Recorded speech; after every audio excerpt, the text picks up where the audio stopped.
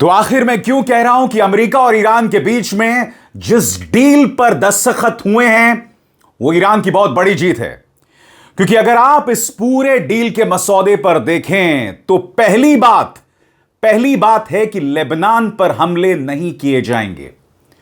यह कहीं ना कहीं एक करारा तमाचा है इस्राइल के चेहरे पर। यह कहीं ना कहीं ईरान की बहुत बड़ी जीत है। सबसे बड़ी बात, डोनाल्ड ट्रंप अब यह कह रहे हैं कि ईरान को मिसाइल रखने का अधिकार है। याद कीजिएगा दोस्तों, जब 40 दिन की जंग चली थी तब डोनाल्ड ट्रंप ने क्या कहा था? तब डोनाल्ड ट्रंप ने कहा था कि हम उनके मिसाइल शहर को बर्बाद कर देंगे, मिसाइल रखने का कोई अधिकार नहीं है। मगर आज डोनाल्ड ट्रंप बिल्कुल उसके उलट कह रहे हैं। ऐतिहासिक दिन दोस्तों, एक तरफ अमेरिकी राष्ट्रपति डोनाल्ड ट्रंप इस पर दस्तखत कर रहे थे इलेक्ट्रॉनिकली आपके स्क्रीन पर वो मंजर, और दूसरी तरफ आपकी स्क्रीन पर मसूद पेज़ेश्कियान ईरान के राष्ट्रपति उस पर दस्तखत कर रहे थे। और दस्तखत करने के बाद, इलेक्ट्रॉनिकली इस पर दस्तखत करने के बाद उन्होंने दुनिया भर को इसे दिखाया। मगर दूसरी तरफ इस्राइल बुरी तरह से बौखलाया हुआ दोस्तों, बुरी तरह से बौखलाया हुआ है। जैसे मैंने कहा, उस पूरे डील में नंबर 1 पॉइंट इस बात को लेकर है कि लेबनान पर हमला नहीं होगा। मगर इस्राइल ने देर रात लेबनान पर हमला किया। जब इस डील पर दस्तखत किए जा रहे थे तो उसने लेबनान पर हमला किया। उस मंजर को देखिए जब हमला किया गया था।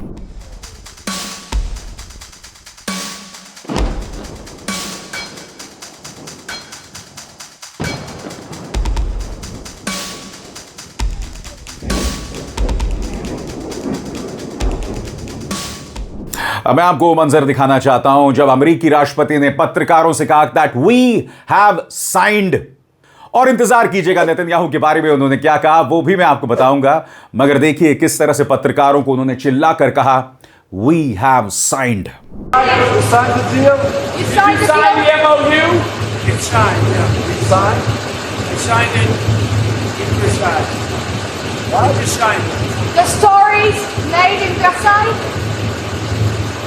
ईरान लगातार कह रहा है कि युद्ध विराम के लिए भी, शांति के लिए भी अमेरिका और इस्राइल हमारे पास आए।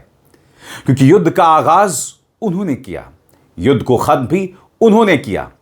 ईरान महज अपने आप को डिफेंड कर रहा था और सीज फायर के लिए भी ट्रंप हमारे पास गिड़गिड़ाते हुए आए।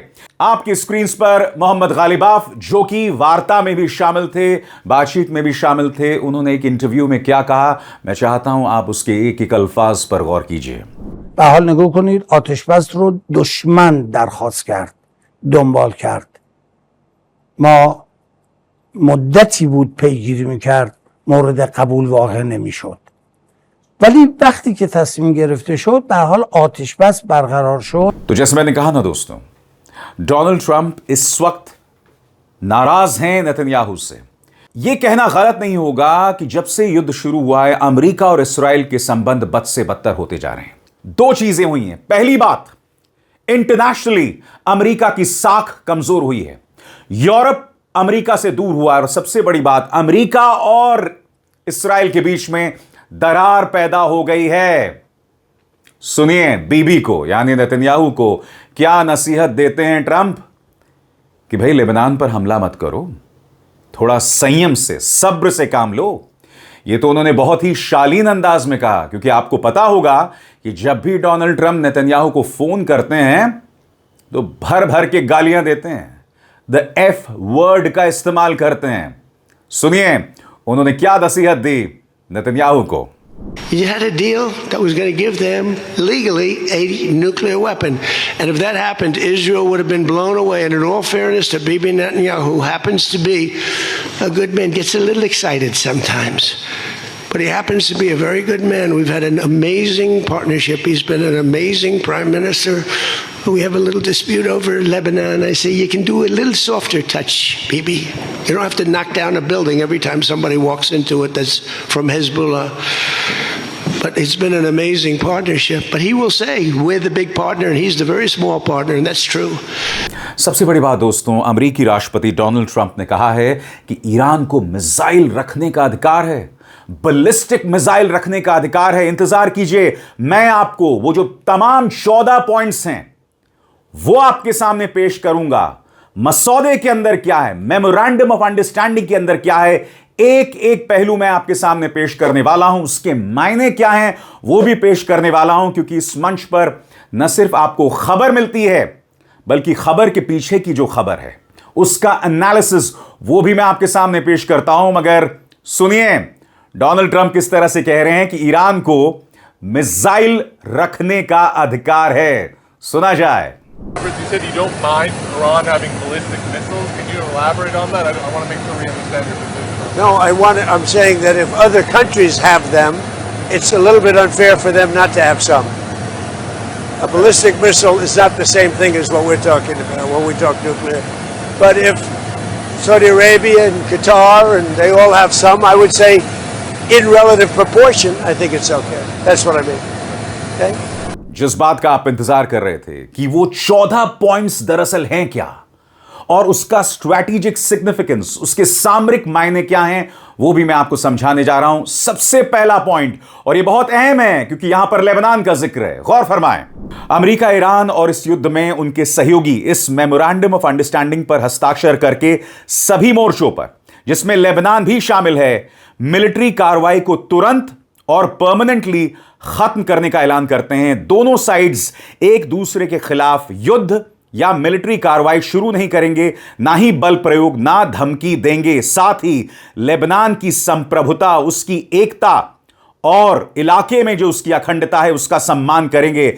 इसका मतलब समझ रहे हैं, पहले ही पॉइंट में लेबनान का एक नहीं दो बार जिक्र है, जिससे पता चलता है कि यह नेतन्याहू के चेहरे पर कितना बड़ा करारा तमाचा। यह बात अलग है कि नेतन्याहू उसे स्वीकार करने को तैयार नहीं है। पॉइंट नंबर 2 आपके स्क्रीन पर, अमेरिका और ईरान एक दूसरे की संप्रभुता और क्षेत्रीय अखंडता का सम्मान करेंगे और एक दूसरे के आंतरिक मामलों में दखल नहीं देंगे। और अब एक जरूरी संदेश, सच के इस सफर में मेरा साथी बनिए, मेरा चैनल ज्वाइन कीजिए और इनमें से एक विकल्प, एक ऑप्शन चुनिए। शुक्रिया।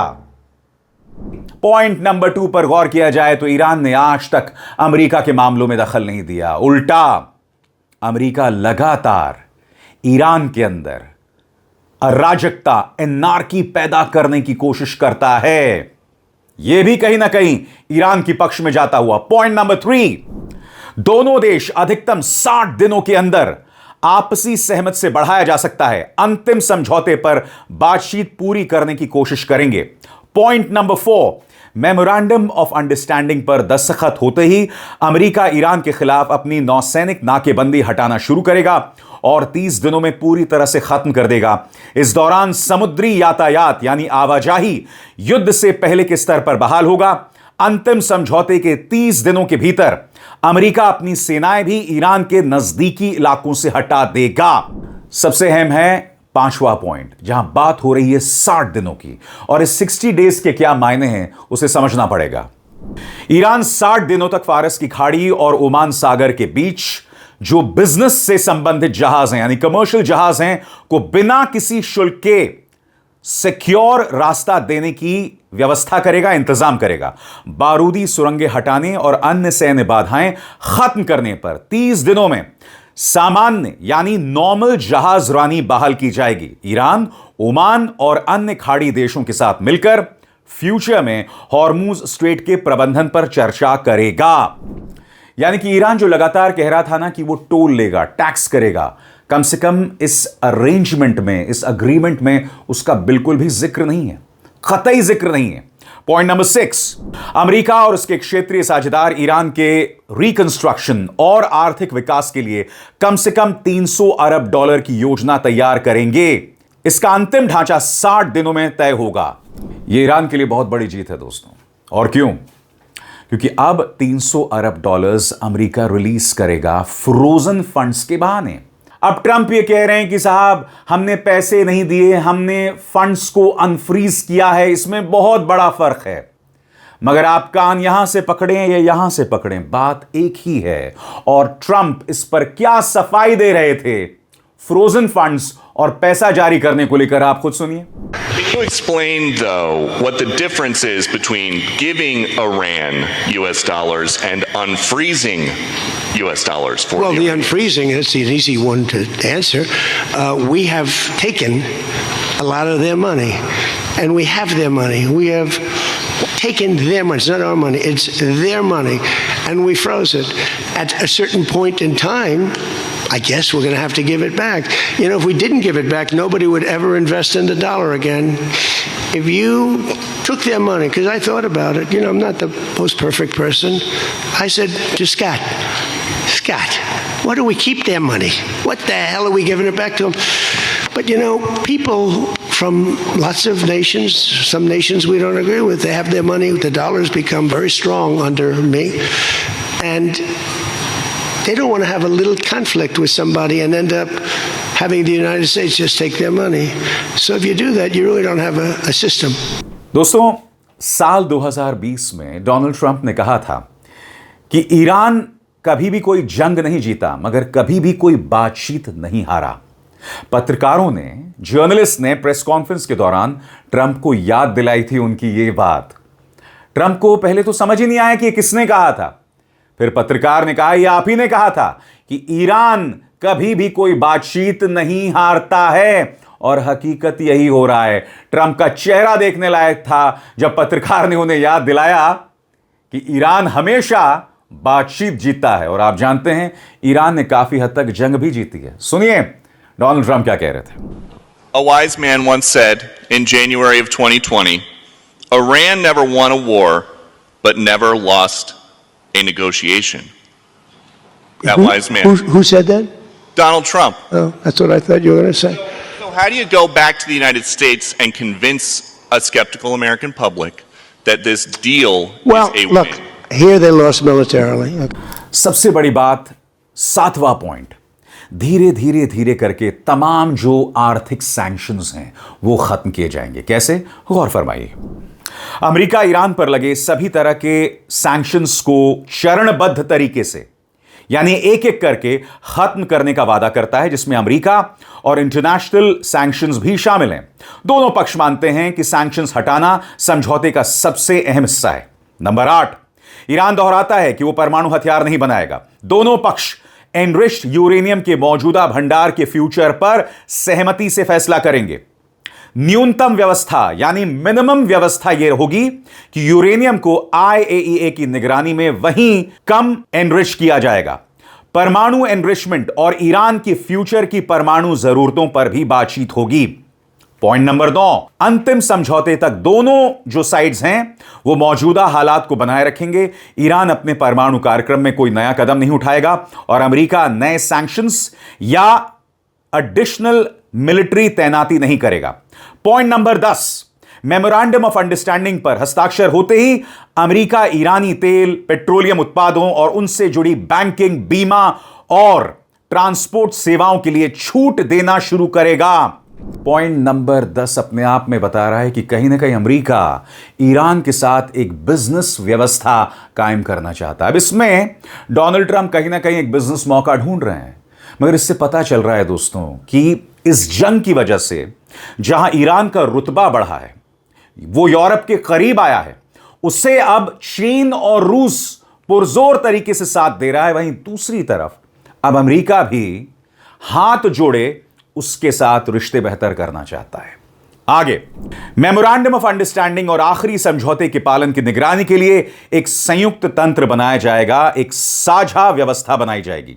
जब मेमोरेंडम ऑफ अंडरस्टैंडिंग के कुछ प्रमुख प्रावधान लागू हो जाएंगे तो दोनों पक्ष बाकी मुद्दों पर अंतिम समझौते के लिए बातचीत शुरू करेंगे और 14 और आखिरी अंतिम समझौते को संयुक्त राष्ट्र सुरक्षा परिषद के बाध्यकारी प्रस्ताव के जरिए मंजूरी दी जाएगी। यानी कि यूनाइटेड नेशन सिक्योरिटी काउंसिल के जो प्रपोजल्स हैं जिन्हें मानना पड़ेगा, ये वहां सबमिट किया जाएगा। ऐसे में दोस्तों ये अपने आप में बहुत अहम बताया जाएगा। और आप खुद मुझे बताइए, ये जो समझौता हुआ है, यहां जीत किसकी है? अब आपके जहन में सवाल होगा कि ये जो 14 पॉइंट्स हैं, इसके मायने क्या हैं, इसके सिग्निफिकेंस क्या हैं? तो आप बहुत ही त्वरित अंदाज में पॉइंटेड अंदाज में मैं आपके सामने बताना चाहता हूं इसके क्या मायने। पॉइंट नंबर 1, सबसे बड़ी जीत, युद्ध खत्म करने का ढांचा। पॉइंट नंबर 2, हॉर्मूज स्ट्रेट फिर से खुलेगा। पॉइंट नंबर 3, ईरान को जबरदस्त आर्थिक फायदा, $300 अरब मायने नहीं रखता। अमेरिका संबंध बेहतर करना चाहता है, यह काफी मायने रखता है। दूसरी तरफ अमेरिका को भी फायदा, लंबा युद्ध खत्म होगा, तेल बाजार बेहतर होंगे। 5, परमाणु मुद्दे पर समझौता, किसी भी तरह से यहां पर ईरान सरेंडर नहीं कर रहा है, आत्मसमर्पण नहीं कर रहा है। पॉइंट नंबर 6, और यह बहुत अहम है, ईरान के लिए चुनौती। और यह चुनौती क्या है, गौर फरमाइए।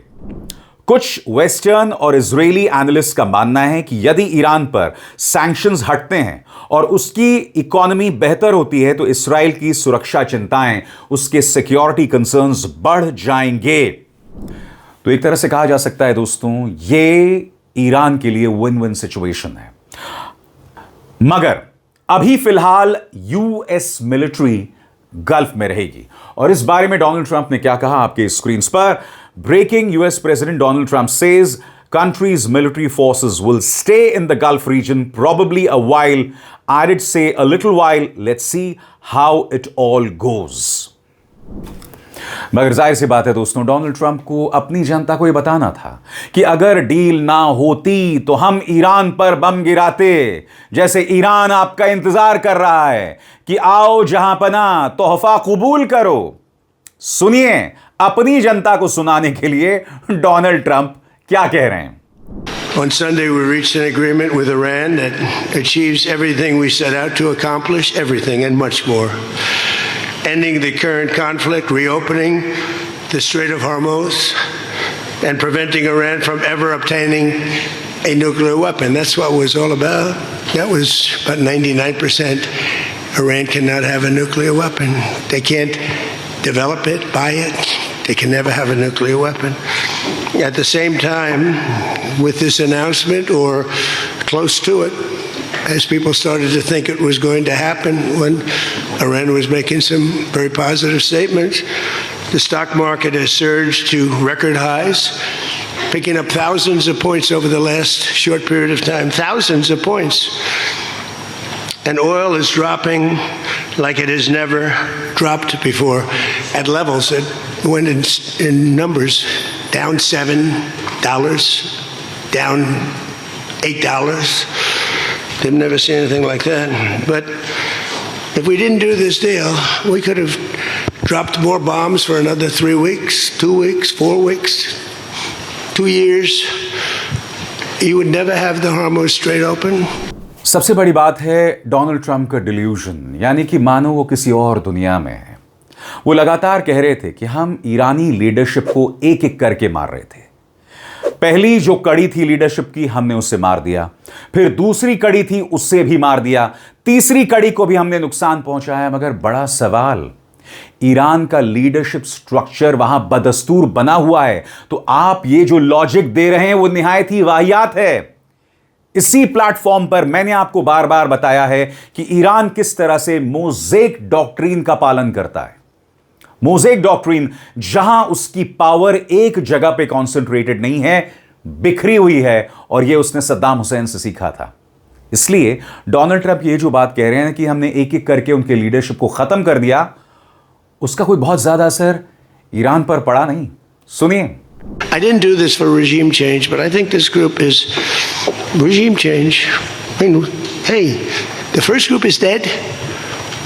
One little morning, having breakfast, the whole group, they thought they'd never be caught because we never bombed during breakfast, but we bombed, and they all, 88 people. And I'm not proud of that at all, but the second group came in and they were very unreasonable too. And they were all gone. They were all gone. And then the third group, we've been dealing with them. Couple left this planet, but we've been dealing with them. And again, they've been fine. I mean, I've had a lot easier. I've had some easier ones. They're tough. They're smart. Maritime traffic through the Strait of Hormuz has already increased very substantially, and the normal flow of energy will resume in the coming days.